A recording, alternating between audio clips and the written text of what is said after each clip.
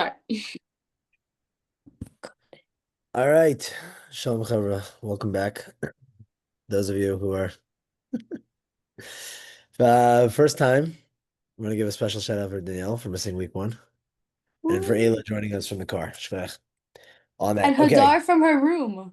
You're giving her no credit. she needs no introduction Ah. from her room. Starry Nights. Okay, so we just dove into chapter one. If you want to go back and look at the recording from last week, most of it was just an introduction to who is the Eish Kodesh and what is this Sefer all about, and how to set ourselves up for successful learning.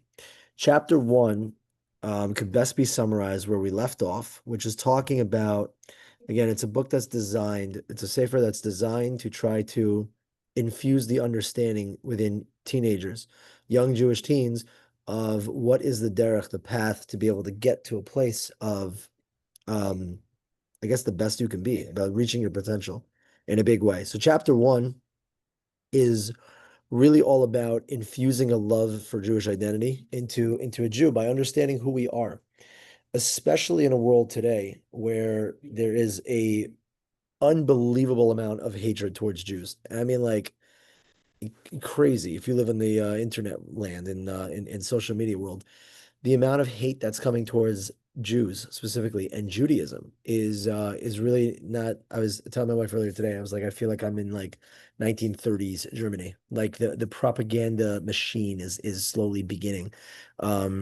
of just like making Judaism look like, like Jews are the devil of the world's problems. And it begs a person to sort of look inwards and say, okay, well, if everyone's bashing me for being an evil, vile filth of the earth, what am I actually? That question every year just gets more and more prevalent. What does it mean to be a Jew? And that question has to come along with it, with an understanding that being a Jew is the most special, unique, and unbelievable gift possible. And we have to feel that way. We have to know that and feel that way. So we left off last week talking about the epidemic of why people are not feeling that way. And it's a cool feature, no? I Just didn't you know just it did that. I was like, Yeah, yeah. what? It's a feature.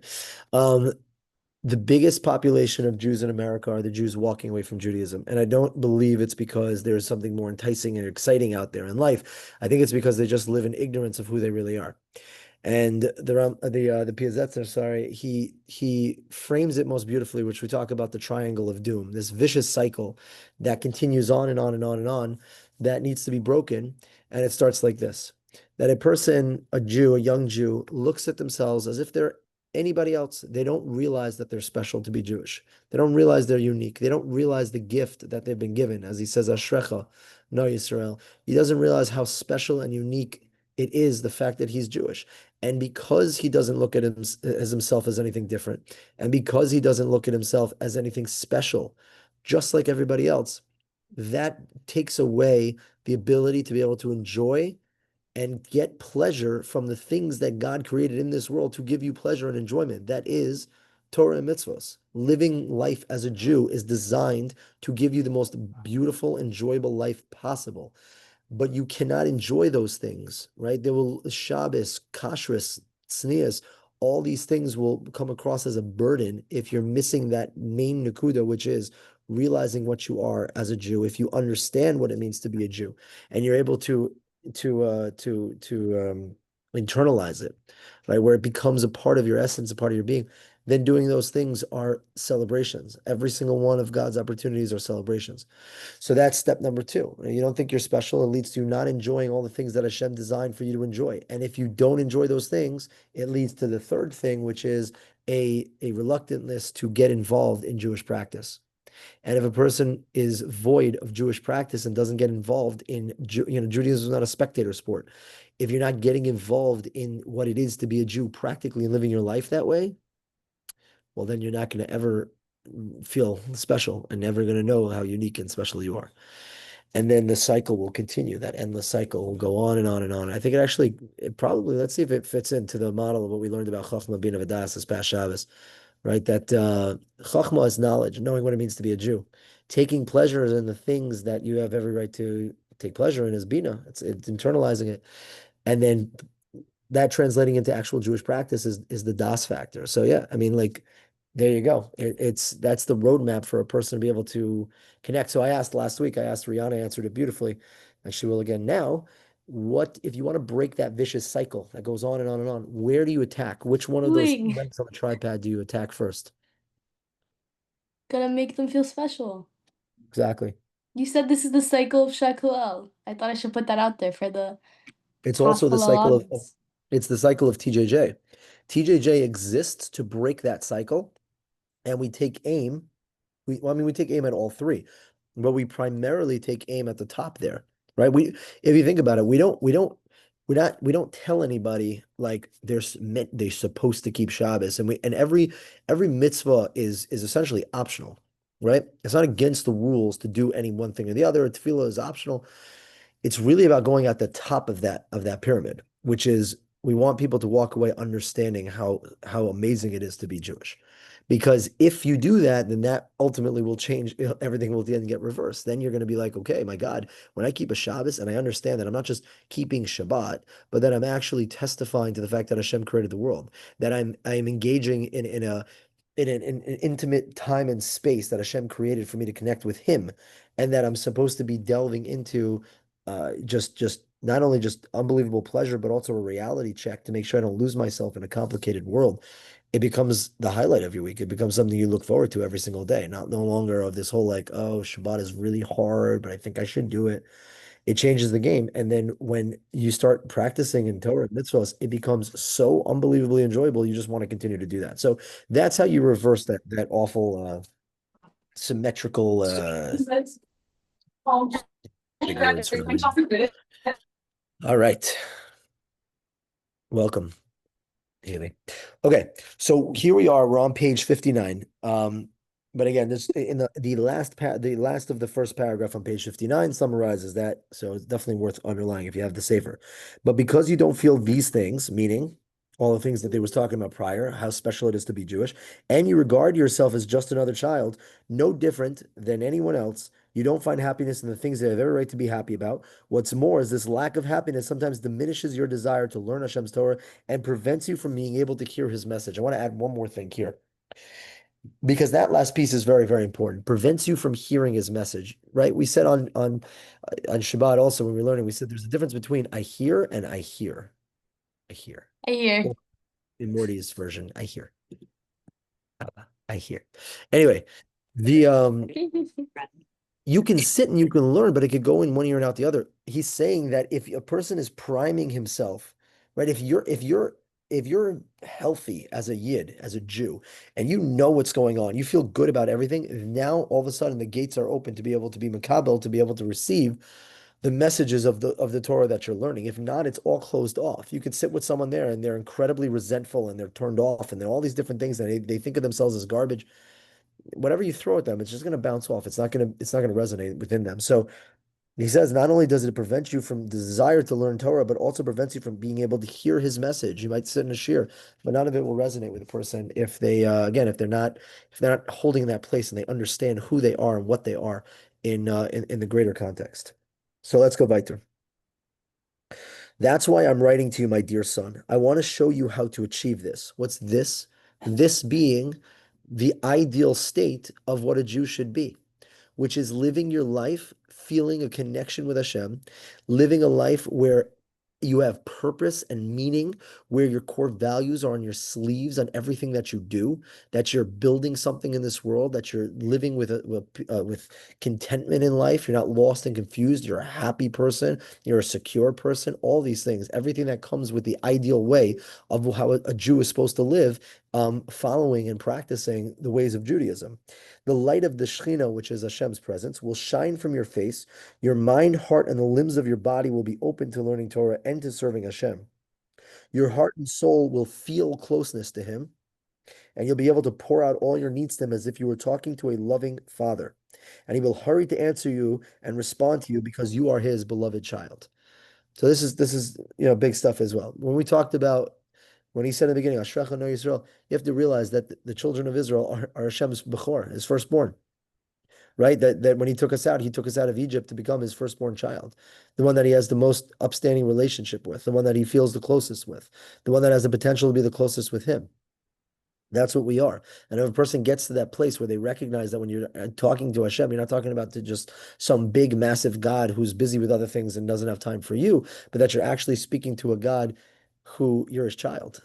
And he's answering you and he's coming to your aid as if a father does to a son.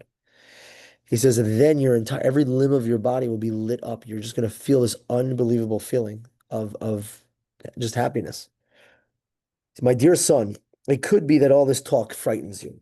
Here you are, young, enjoying a bit of mischief and having fun with your friends, and suddenly I come along with plans of turning you overnight into an old man who sits and does nothing and wants to rob you of your youth. What do you need it for? Right? He's like, okay, so we're talking about growth. We're talking about taking the first steps to be able to develop a relationship with Hashem, to be able to get locked into MS in life, and and it's all good. Some people get very nervous about that type of talk, right? They get very nervous because they say to themselves, okay, like this, like if I take steps down towards building a relationship with Hashem, then there goes my youth, right? There goes my high school experience. I'm sure in the back of some teens' heads, they're like, you know what? I'm just going to go YOLO. I'll go ham throughout high school. And then when it's over, then I'll worry about building a relationship with Hashem. I'll get it out of my system before seminary. You know what I mean? So it's a big misconception. There's no reason why, put it this way, even if a person is doing things they shouldn't do, you can't turn off the reality of Hashem. Hashem is there and he's present no matter what. So a person can live in ignorance of that, but it doesn't change the reality in which they live in. So not doing themselves any sort of services there. He says, but you're wrong. You'll stay just as young as you are now. You'll be friends with good people who are just like you, and you'll have fun with them. But at the same time, you will achieve the goal that we have described above. You're not going to lack or lose out on anything. You just have to know how to enjoy yourself and how to have fun. Just believe and know that Shem reigns over and sees everything, including the things that you do for fun. Okay, so a little Hasidus and then a little bit of Musar sprinkled in at the end there. What's the point he's making? He's making 2 points. Number one, as I just said, Hashem reigns over everything. Hashem is a reality. A person has to figure out how to reconcile that. It's not like just because, oh, if I just don't think about it, I turn my mind off and I go and I do things that I shouldn't. Hashem is a reality. That's not supposed to be like scary and nerve-wracking. That's just the reality of Hashem. He's constantly locked in and engaged in the world. What it is, what his other point is, which is really important, is that you have to know how to have fun. Doing things in life that you would classify as fun, but will make you have regrets later is not fun. It might be fun in that moment, but that's not the ideal fun. Having a good time, by the way, this is another element. This is another element to TJJ. I'm well aware that, on other programs that we will not mention, other three-lettered programs that are also pretty prominent in South Florida, they have the reputation of, yeah, you go out there and you have to tolerate a little education, but it's okay because then you get to go out at night and drink and do drugs and sleep with the people of the opposite gender. I hope halavai better than, you know. Party. Right. That's their reputation. Now people come back from that program and you ask them, they say, I just had the most fun ever. I had the most fun ever. If that was in and of itself, and again, like there are times on TJ, chas v'shalom, a million times over, that people do some things that they're not supposed to do. I get that. But nobody would come back thinking that that's the highlight of their summer. Nobody would come back and say, that's the thing that I'm so happy I got to spend my time doing. It's the moments that matter. It's the moments of spirituality, of connection. When you think back into the most important elements of TJJ, they were not the things that you were not supposed to be doing. They were actually the things that you were absolutely supposed to be doing. Optional opportunities that people take advantage of to engage and to dive into that actually change their life in the most significant way.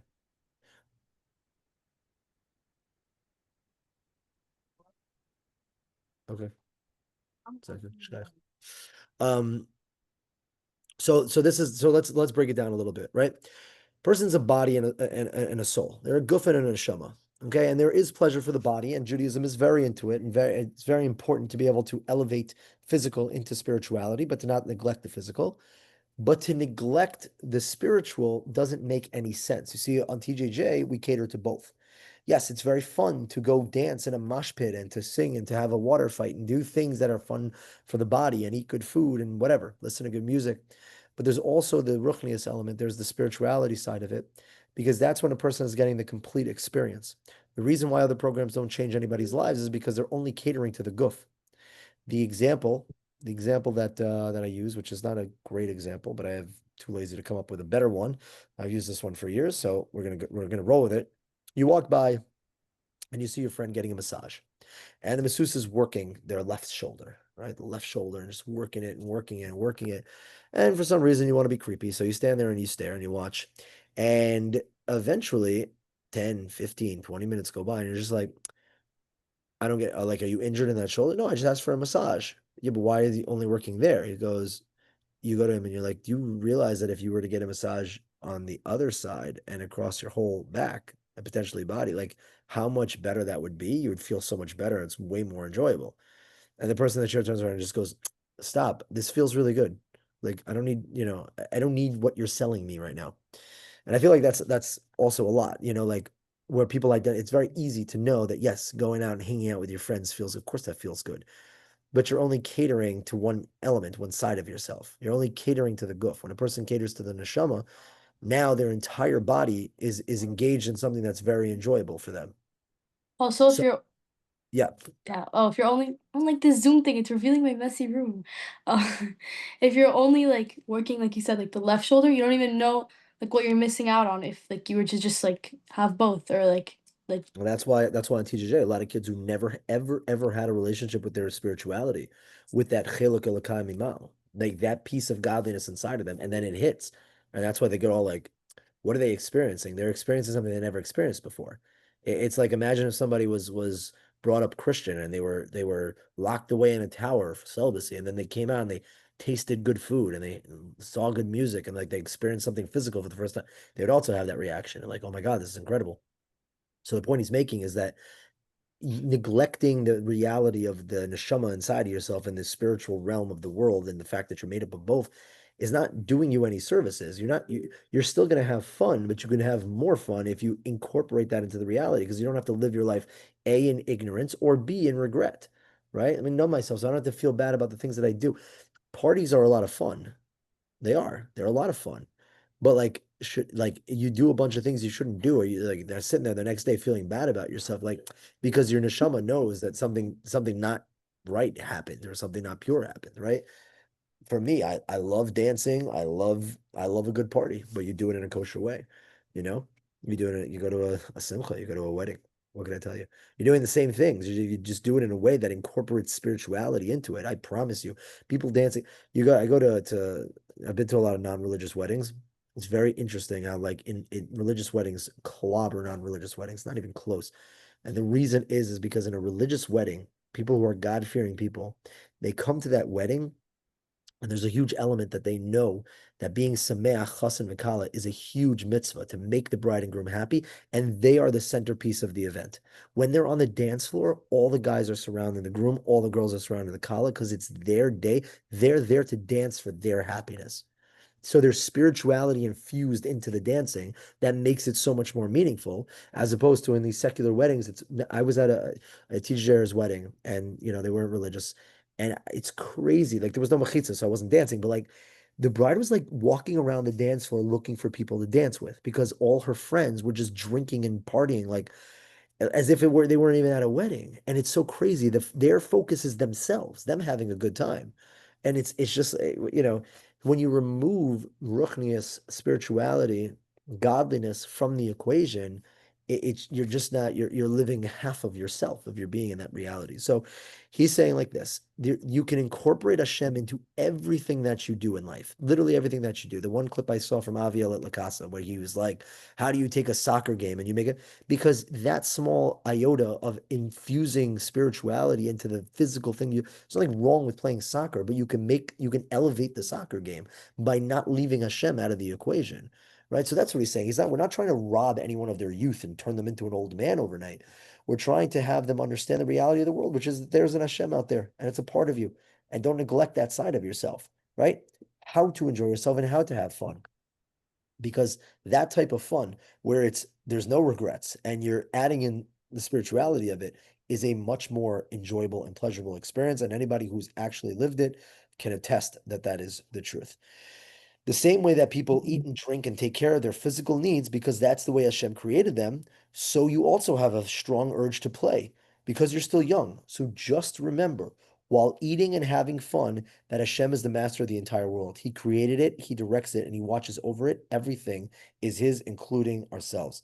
And I think that to some degree, that's enough, Dayenu, right? If the fact that a person just doesn't forget about the reality of Hashem and the things that they do will prevent them from acting a certain way, right? If you're going to go out and you're going to eat and you're going to drink, okay, great. Are you forgetting that you're not wearing a kippah? Are you making a bracha? Are you, you adding the spiritual element that there's a thank you to a higher being for providing you the food, recognizing that you're eating the food so you have the strength, that you're healthy, all these different elements. It just elevates the experience in and of itself. So just not leaving Hashem out of the picture, that's his point. To not forget that there's an Hashem out there in terms of what you're doing. And if you do that, you're not really missing out on anything. Unless again, a person wants to do something that's an outright sin, something they shouldn't do. But it just feels better to live a life not doing things you should not do, that you know that you shouldn't do. I'm sure, I hope everyone on principle can agree with such a thing, right? That life is just more enjoyable when you're not doing the things that you're not supposed to do. I don't know if that's double negative there, but anyway, one of the top priorities of our agenda is not forcing you to go into the ways of Hashem against your will, because that obviously does not work. Just ask every Modocs kid who felt like Judaism was shoved down their throats. Our objective is that you will want to do so, that a person will have an innate desire to want to move towards the path of Hashem, obviously. So as we told you, we cannot be satisfied with positive actions and good deeds alone because our intention is that you should become intrinsically good. I love this line. Not only that you should be able to put on a good performance. What is he saying here? He just pulled the rug out from, again, large swaths of the modern Orthodox community of how, again, kids identify and understand their Judaism, checking boxes, just doing the actions. No, we don't want a person just doing good things. It's because you live in a world that's so dominated by like school culture, where everything is about what you do and produce, and not about a person's effort and about person's the whys of why we do things that we do. It translates itself into understanding of Judaism as well, and that's very, very unfortunate. We don't want you to just, yeah. No, I coughed. No, Sorry. Go. to put on a good performance, meaning that like, oh, I woke up and I daven, I read words from a sitter, check. Okay, great. Now did I do the tefillah? No, I check, and then I did a baruch and I checked, and I did this and I checked, and I dressed modestly and I checked. He's like, no, that's not. We didn't need Hashem has enough angels, and he didn't need another, a chosen nation to act like angels, like robots. No, the goal is to not just do the thing; it is to be intrinsically good. Intrinsically means in and of itself. That's why, again, he's going to dive into character development. The reason we work on ourselves is because we want to be the things we do, not do the things we do. That's with everything. I don't want to do and keep Shabbos. I want to be Shabbos. Das, literally living it as an outpour of just your truest identity. I don't want to keep modest. I want to be modest. I don't want to believe in Hashem. I want to have emunah. I want to live in tandem with Hashem, right? It's about becoming, not so much about doing, but becoming and being the thing. So you work on yourself to become that person. I used the example when I was giving the chabur on Friday night about the advisors. I said, a lot of your advisors, a lot of your female advisors, right? They were in your shoes, and they weren't modest as they were today when they were in high school. Now, right, if you were to say, if you would go over to them and say, would you go outside and dress not modest? I said, they're not capable of doing it. Not because, oh, I've been doing it for so long, I don't want to ruin the streak. Oh, I don't want to. Blah, blah, blah. They're not capable of doing it because in the beginning of their journey, they were trying to dress more modest. Now, where they are in life, they are modest as human beings. They're not physically capable of doing such a thing. If someone were to force them to do that, they would be dying inside because it's not something they're working on, trying to incorporate. It's who they are. It's their essence. So they're not physically capable of doing the thing that's negative.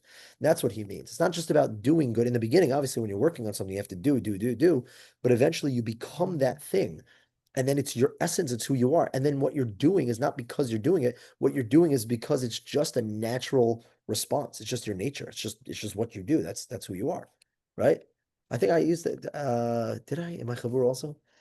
I don't know if I did or not. I was like, why does Rihanna smile? Rihanna doesn't make a conscious decision to What? smile. Before she does, I said it's just who she is. It just happens naturally. I said you can even ask her to not smile, and she's not capable of doing such a thing. Look at you right now, you see? So that's your nature, it's just who you are, it's your identity. It's not something you're choosing to do. You are that thing. And that's when we want to become a certain way. Now imagine we had the relationship with Hashem where it wasn't like we were working on it to that degree, but then it was a part of us. It was a part of our essence. He's saying that that is absolutely tangible. And therefore, you're not forcing yourself to like, oh, gotta gotta go to shul on Yom Kippur and sit there. But it becomes an exciting, like you get lit up. You're like you have this burning passion inside yourself. You're like, I'm so excited. I cannot wait to step into the day of judgment. Like it's so cool. I get to be in front of Hashem and just bawl it out to him. So that's where we want to get to, and it's very, very possible. As we told you, we can't.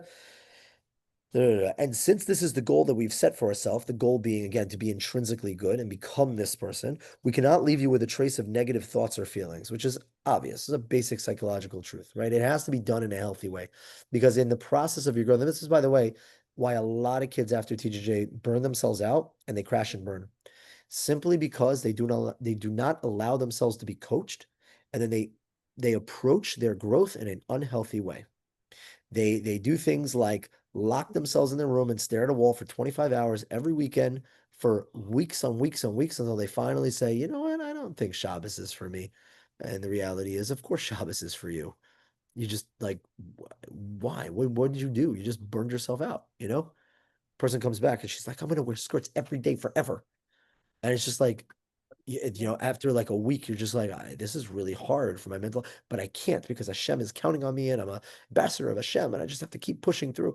And they don't have a conversation with anybody. They don't do a mental health check.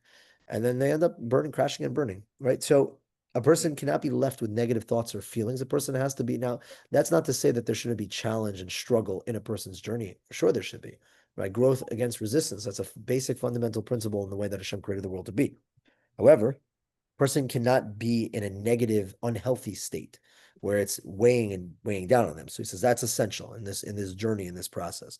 Therefore, we have to penetrate your mind and your heart in order to straighten out any unproductive thoughts and desires you might have to elevate them to a different plane. It requires self-vulnerability, to be totally honest with yourself, to be really, really in tune with what's going on inside of yourself, to really, really understand your feelings and emotions, to talk those things out, to not live in shame. It's really sad that again, it's another thing I see constantly every summer. There are kids in NCSY who don't want to share things with their advisors because they're nervous about being judged, looked down upon. They don't want to be perceived in a negative light. And they're doing themselves such a disservice because that lack of openness, of being vulnerable about what's really going on, will not create the support system to guide you through it effectively. And then you're going to be left to your own auspices. You're not going to be coached effectively. And then a person can crash and burn. And it happens a lot, right? A person has to really, really dig deep and understand like where they're at. We know that you're still not quite sure about everything we said here. We know that you're still speaking to yourself and asking yourself, how is it possible to make such an elevated person of myself?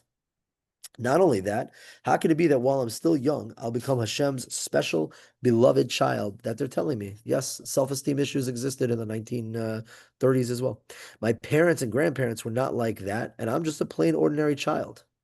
But this way of thinking is also a mistake, and we can't leave you with this either. So let's talk about that self-esteem piece for a moment, right? So he's saying like this. Imagine, okay, fine. What's holding you back is you looking at yourself and saying, okay, fine, I understand that all Jews are special.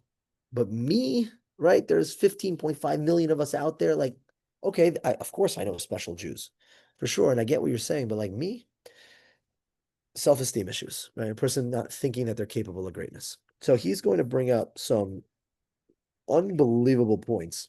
He's going to push back so incredibly hard on this that he's going to dive into a couple of things before we talk about what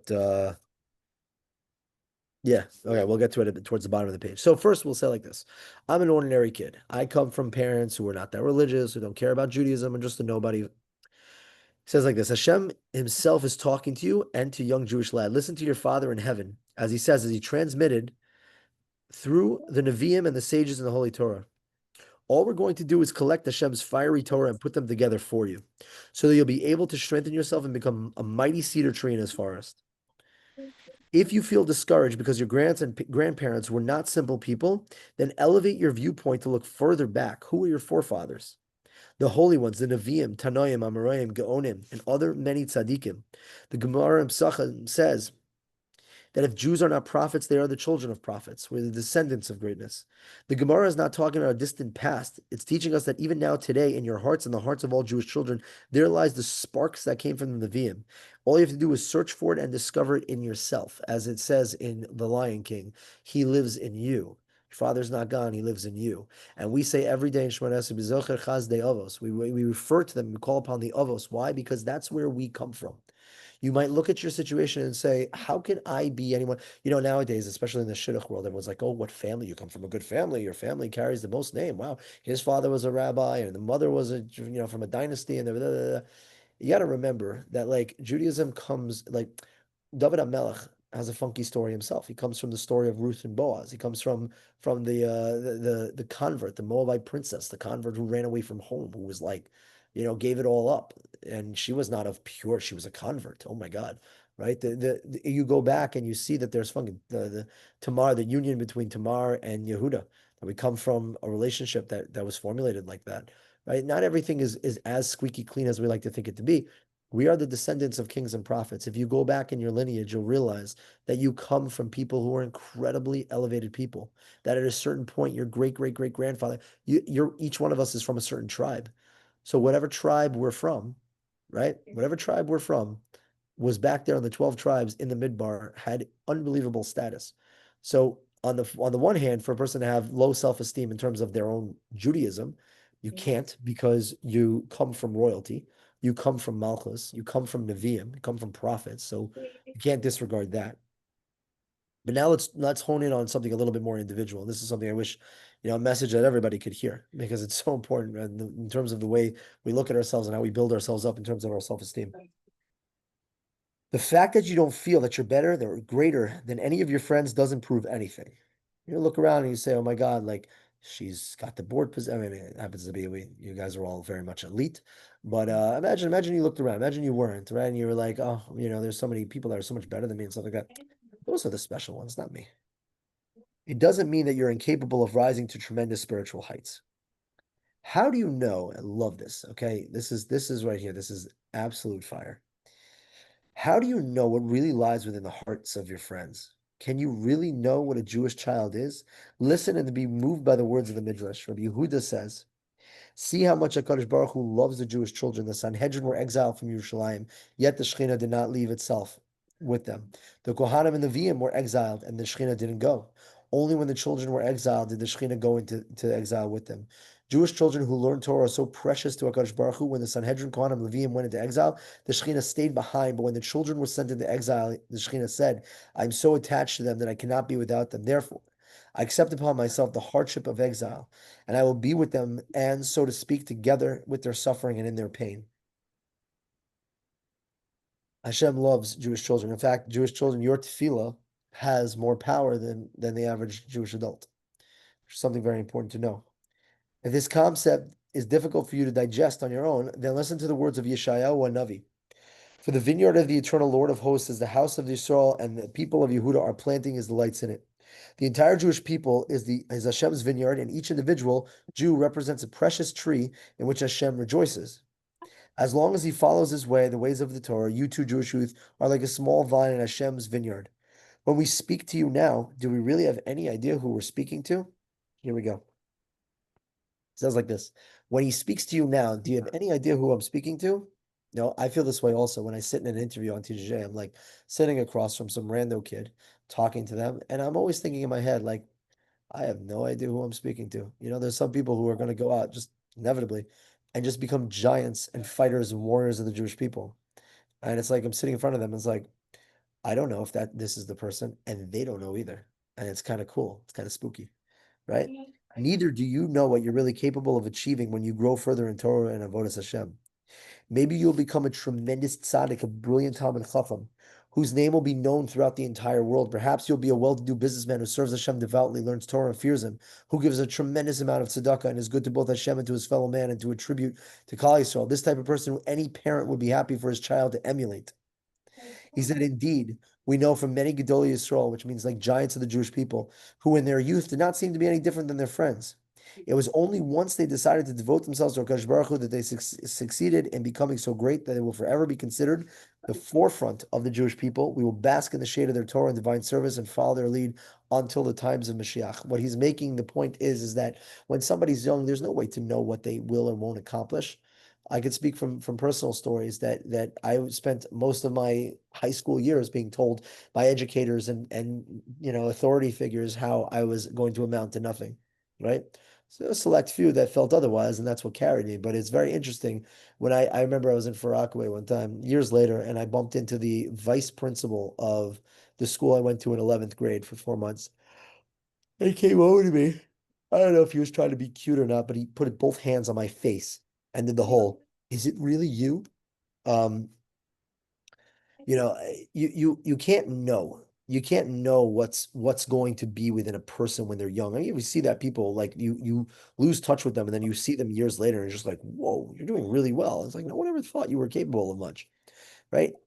His point is that you can't conclude what the greatness that lies within a person in the future based on their current standing as a kid today. Of course, you can see in the indicators and there's potential and all that and stuff like that. But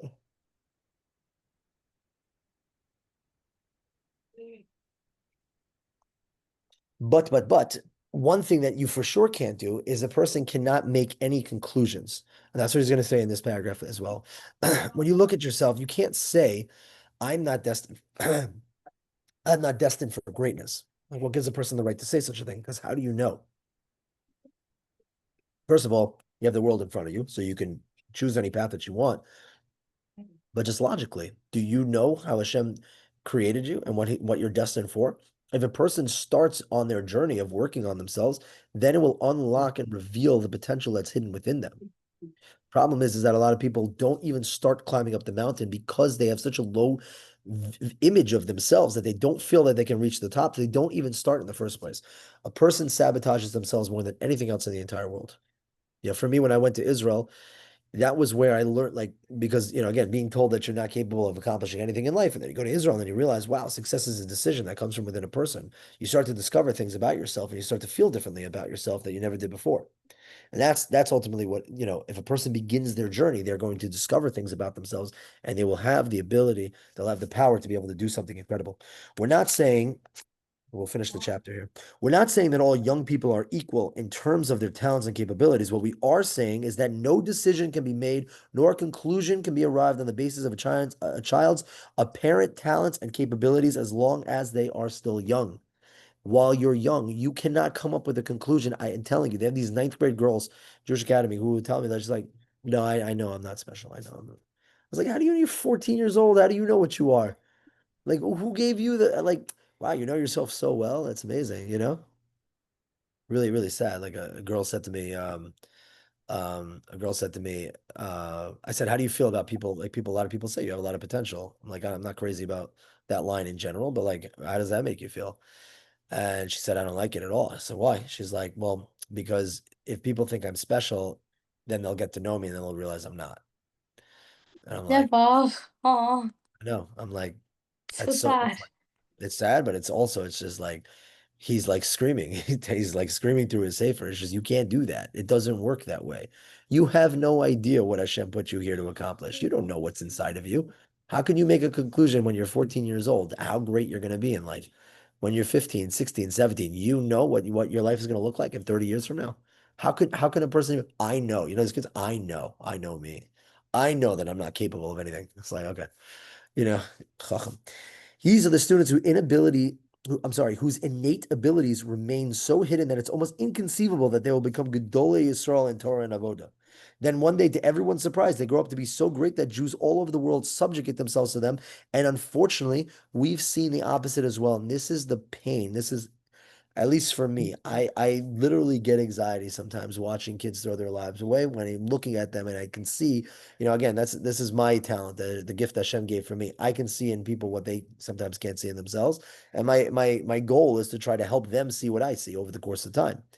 But when you see someone who is, think about it, look at around in NCSY, look in your schools. A kid, a Jew who has so much potential to grow and to change themselves and to change the world, and for no other reason other than they don't think that they're that person, they never get started on their journey and they take themselves out of the game before they even started. Great neshamas who had the potential to enlighten the eyes of the entire Jewish people were lost because of their negligence and avodas Hashem when they were young. Because they did not they had that low self-esteem. They never engaged. They never tapped into their potential to become giants. And you, precious child, if you will neglect like they and were and destroy your own potential, God forbid, chas v'shalom, then it just might be that you have squandered not only a teenager, it's going to get harsh here, that you not only screwed over a teenager, but a person of great spiritual stature and a Talmud Chacham. If this occurs, you will not only have hurt yourself, but you will have dealt a blow to all of Klal Yisrael and to HaKadosh Baruch Hu as well. The Shekhinah will cry out, let the heavens and the angels offer a eulogy. O earth and all that is in it, cry bitterly. I created this world and intended to dwell in it.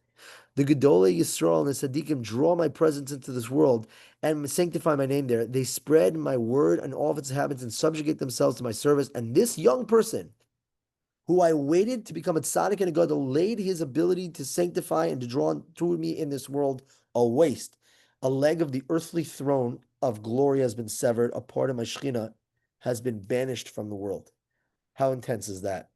He says, if you don't decide to tap into your own potential, if you look in the mirror and you see someone average and you see someone who doesn't have a lot of skill sets and a lot of things going for them and doesn't think that they're special as a person, as a Jew, you're not only messing up your own life, but you're dealing a blow to the entire Jewish people and to God Himself. The Jewish people, why? Because you think there are any extras in the Jewish people? There are no such thing as extras. And we live in 2025.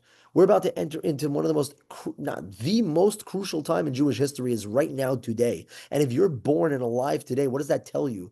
The proof is in the Chumash. The fact that you're alive with all these stakes means that Hashem inserted you into the game at this point, meaning that you have an integral role to play. You're going to look in the mirror and say otherwise?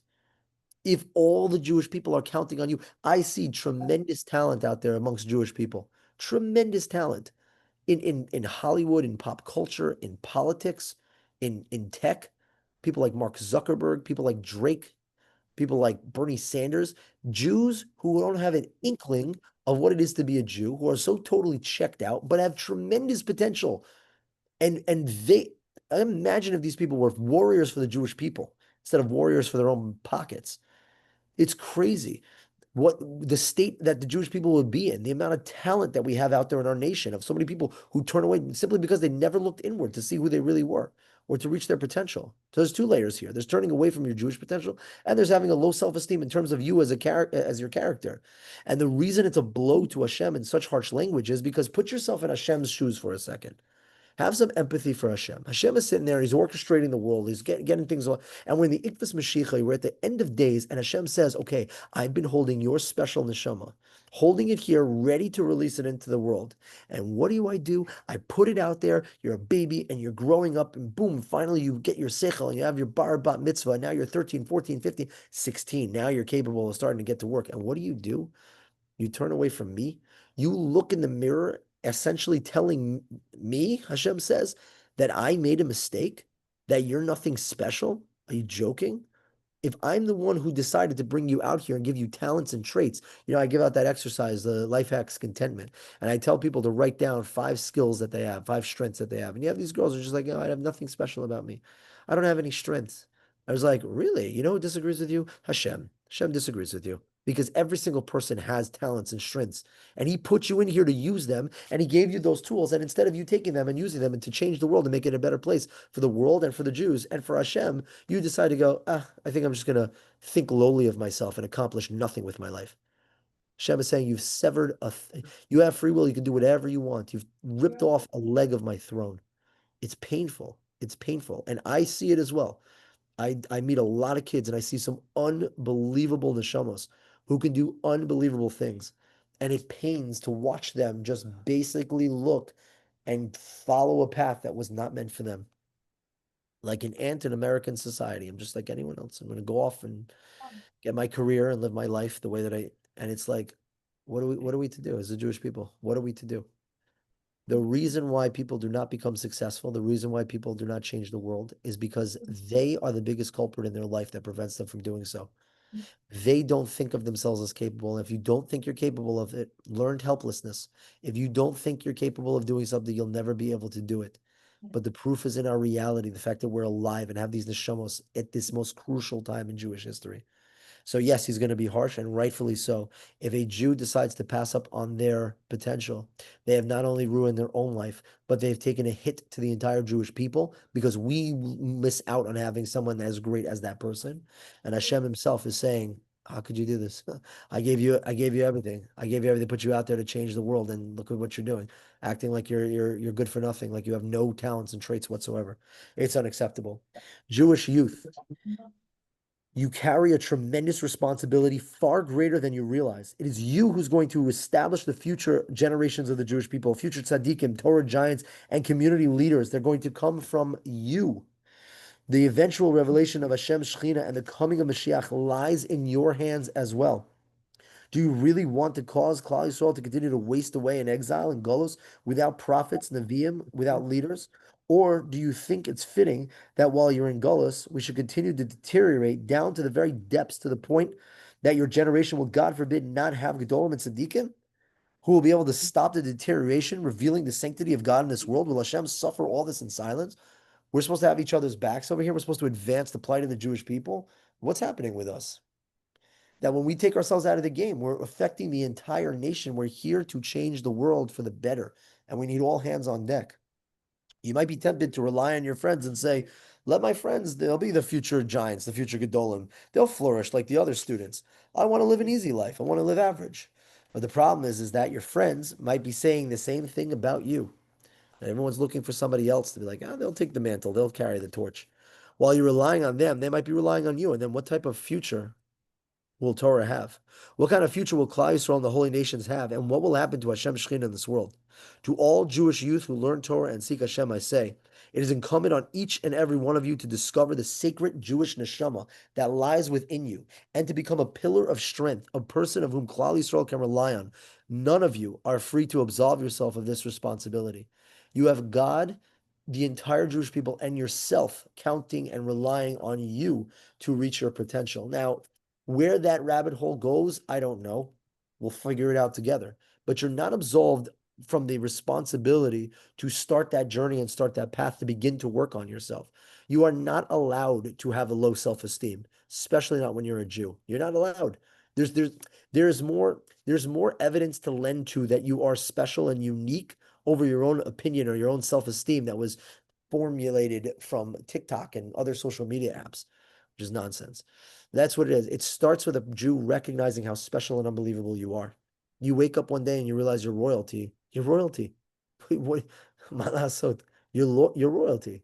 So now you can live your whole life in ignorance of that reality, or you can start that journey and not be intimidated about the mountain in front of you. Again, from my experience and my opinion, the number one person who takes away a person's ability to be great is themselves because they don't start the journey. They look at their advisors and they go, "Oh my God, no, it'd be so cool to be, but that's not me. I'm not going to be able to make it there." I was like, "Where do you think they came from?" Like 5 seconds ago, like you don't think you're capable. Just start taking steps. You see what you're capable of. But it starts there. It starts by the recognition of understanding how special and unique and how privileged, honestly, we are to be born as Jews, and what are the benefits that come along with that reality. We're not allowed to take ourselves out of the game. We have to look at ourselves and realize we're children of Hashem and we have tremendous potential and that we're here to do a job. And what will happen, again, no pressure, because what will happen, who knows? You just have to do the best that you can.